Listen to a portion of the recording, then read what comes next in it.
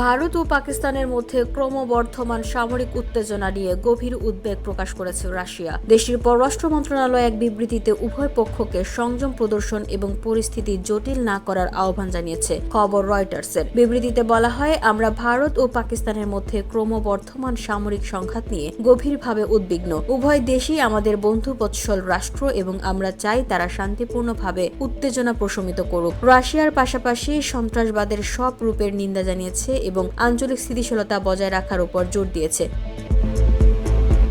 এর আগে ভারত পাকিস্তান হামলা পাল্টা হামলায় উদ্বেগ জানায় চীন। চীনের পররাষ্ট্র মন্ত্রণালয়ের মুখপাত্র বলেন, ভারত ও পাকিস্তান এমন প্রতিবেশী যাদের সরিয়ে নেওয়া সম্ভব নয় এবং তারা উভয়ই চীনের প্রতিবেশী। তিনি বলেন, চীন সন্ত্রাসবাদের সব রূপের বিরোধিতা করে, তবে আমরা ভারতের সামরিক পদক্ষেপ নিয়ে দুঃখ প্রকাশ করছি এবং বর্তমান পরিস্থিতি নিয়ে উদ্বিগ্ন। উল্লেখ্য, জম্মু ও কাশ্মীরে সন্ত্রাসী হামলার জেরে তৈরি উত্তপ্ত পরিস্থিতির মধ্যে বুধবার ভোররাতে পাকিস্তানের বেশ কয়েকটি শহরে একযোগে ক্ষেপণাস্ত্র হামলা চালিয়েছে ভারত।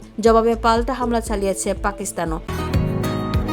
বসুন্ধরা, উত্তরা, বনশ্রী, কুড়িল ও বাড্ডা সহ রাজধানীর বিভিন্ন স্থানে অভিজাত ও অত্যাধুনিক মানের ফ্ল্যাট কেনার এক নির্ভরযোগ্য প্রতিষ্ঠান pleasant properties limited.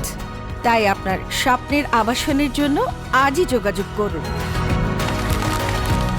Pleasant properties limited, where destiny matches eventually.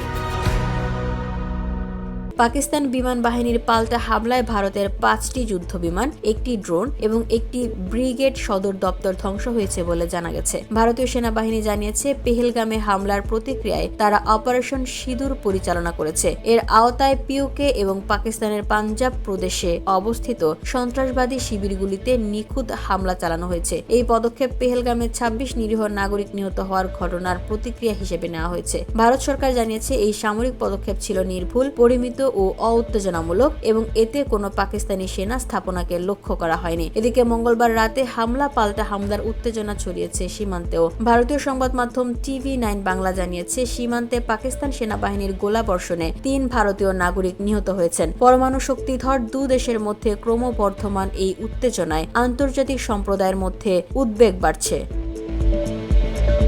VOD Bangla news desk.